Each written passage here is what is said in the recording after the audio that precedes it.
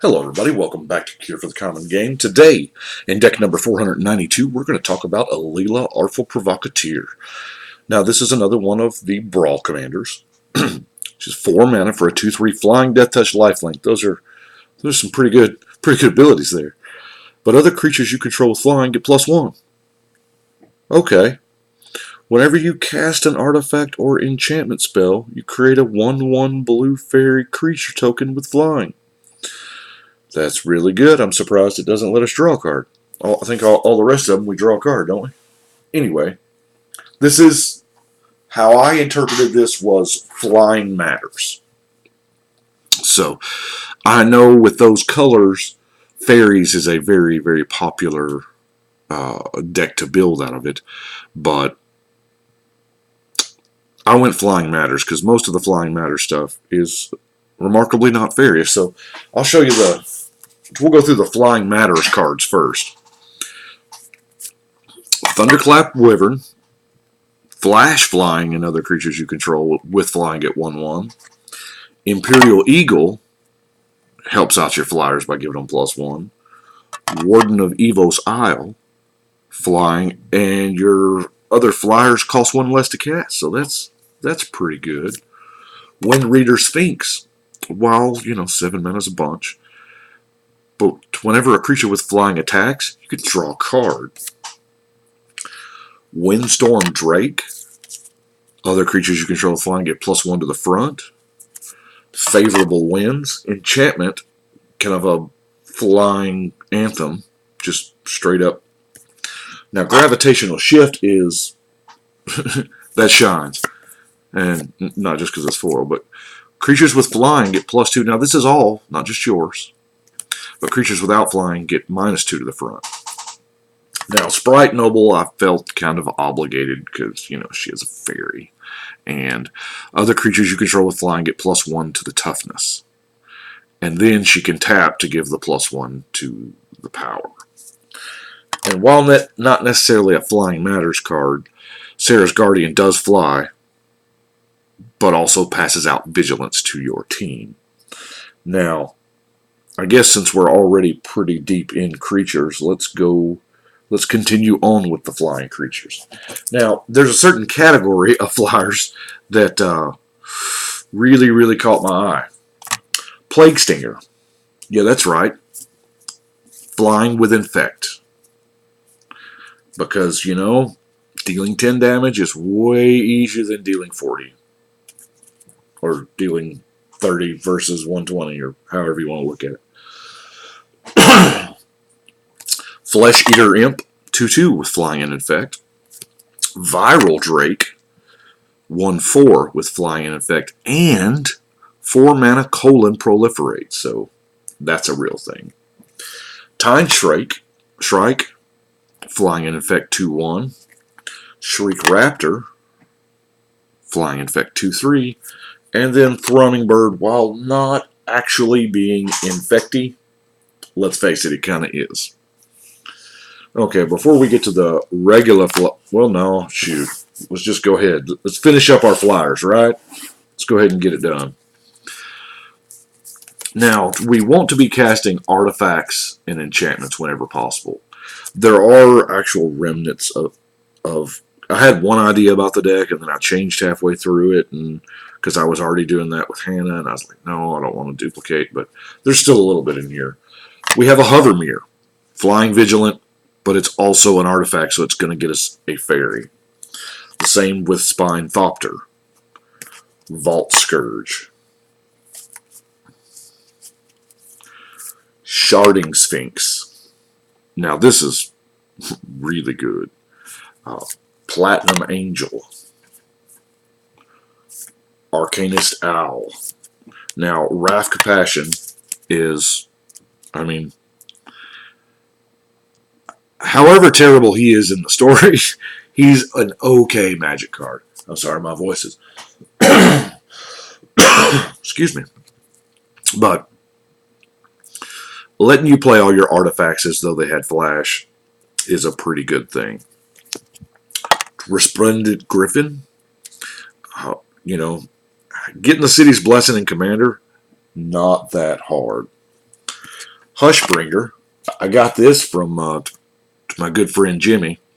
He actually he came in while I was building the deck, and he's like, "I picked something up for you," and I was like, "Whoa, this is this is exactly what I want." Because I don't think I have a whole lot of comes into play. Yeah, you might every now and then draw that Nombo. Warkite Marauder kind of blanks a blocker. Now, Pride of the Clouds is a big one. That I've been looking for a deck for Pride of the Clouds for a while. Rustwing Falcon. I'm gonna blow through some of these little ones quick. Lantern Kami. Spectral Sailor's got a good activated ability at 4 mana to draw a card. Angel of Vitality. Let's face it, it's a 3 mana 4/4 flyer. Cloud of Fairies, for when we just need to get that little extra bump. Sephara. 7/7 flying lifelink. And other creatures you control with flying have indestructible. What? Blinding Angel. I love this card. It just steals combat phases. Or blanks them, rather. And let's talk about Guiding Spirit. Now, this is a blue-white angel that most people don't realize is an angel, or even exists for that fact. 1/2 flyer. If the top card of target player's graveyard is a creature card, put that card on top of that player's library. Now, back in the day, graveyard order mattered. There was several things printed through the first, I don't know, 5 or 6 years of cards that, and now with the newer cards, graveyard order does not matter. So how it actually works is kind of like Tarmogoyf's Power and Toughness. It doesn't matter until it matters. So, yeah. How big is your Morrow? It doesn't matter till it matters. If there's a card on the battlefield where graveyard order matters, then you cannot rearrange graveyards. You know, because we all do it a lot of times. It's, you know, you look through your graveyard and you throw that flashback card on top so you don't forget about it or whatever. Yeah. But anyway, let's look at some mana fixing. Now, keep in mind, every one of these is an artifact, so we're going to get a fairy off of it.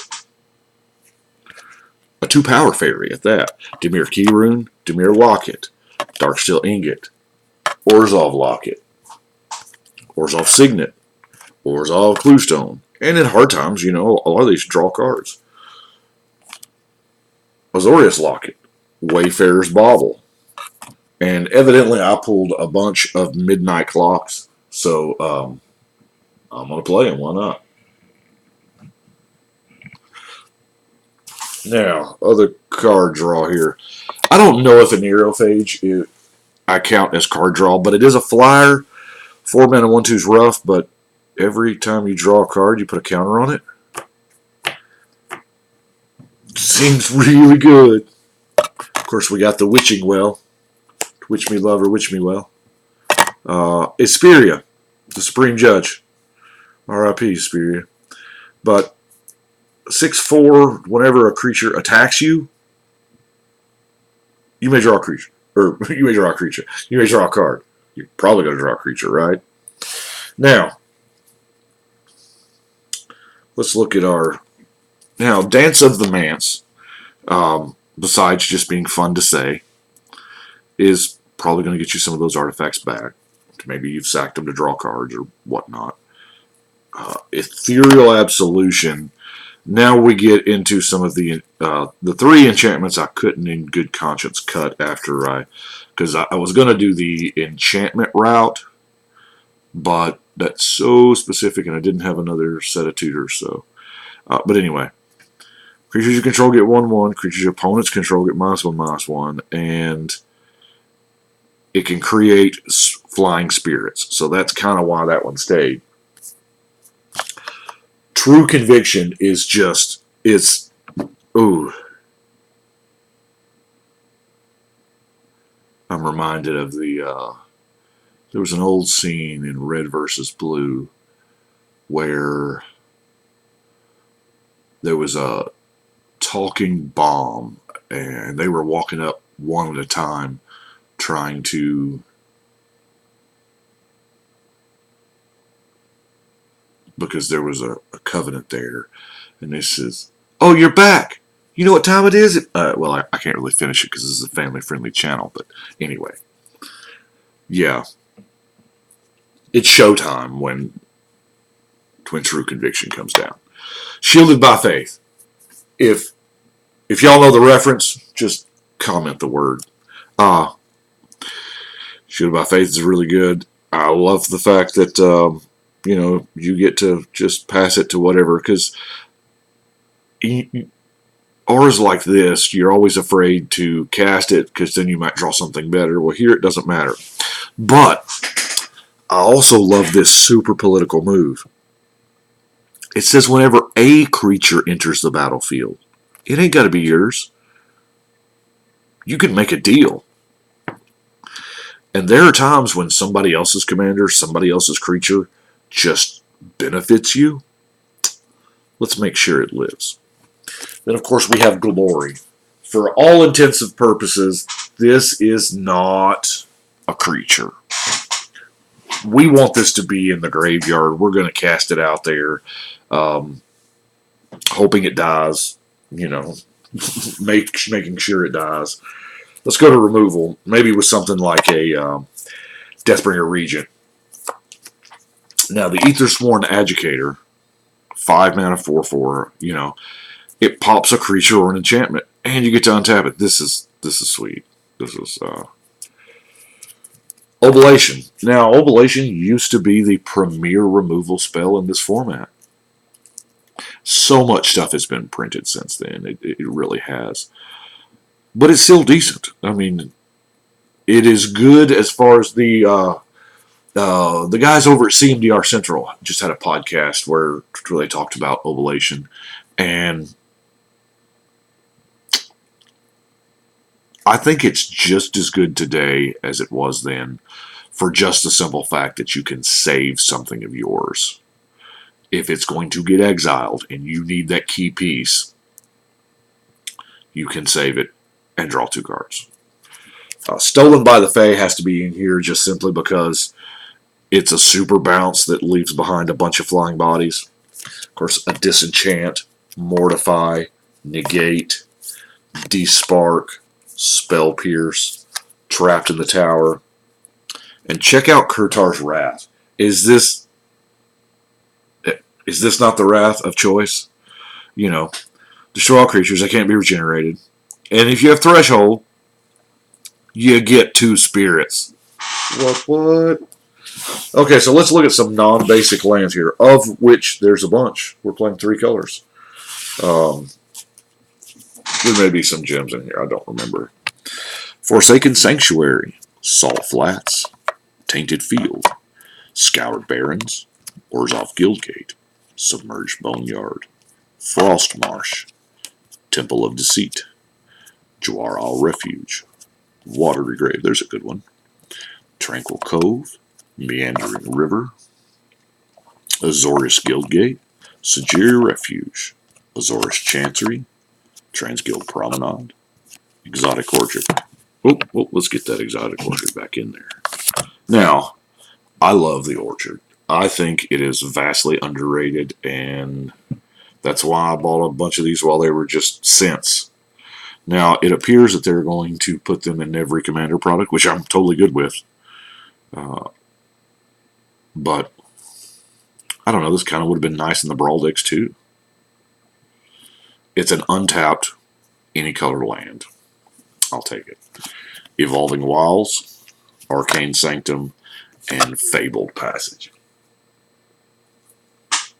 Now that is it for Alela.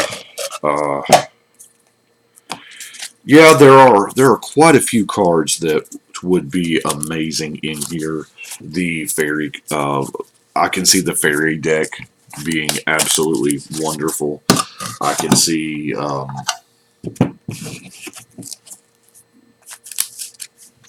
maybe even kind of like a lot heavier artifact build, like almost a Brea build kind of. But that was the flying matters was kind of what intrigued me. I need to get my tokens on there, don't I? So we are done with 492 Alela. Put it right up there. Man, I hope I get done actually with deck number 500 before it's time to record deck number 500. Well, as of this moment, I'm completely caught up. Being caught up is not a good thing, by the way. I have no more decks built or listed, so I'm going to have to. It's Monday, so I'd work today. I'm going to have to finish. I only have. What is this down here? Let's see if we can't get it to where you can see it. I have 1, 2, 3 left for Eldraine. Those are 3 from, that's Promicon, Chainer, and Gerard from 19. Keurig. So, yeah. I mean, I've got plenty, plus there's, all these that are in various stages of completion. So, we're probably getting ready to see some randomness as far as the decks go. I like to try to do themes and, or one set at a time. But let's face it, once you get the set done, it's done. But I appreciate y'all watching. I got to go to work. So right now it is time to shuffle and cut.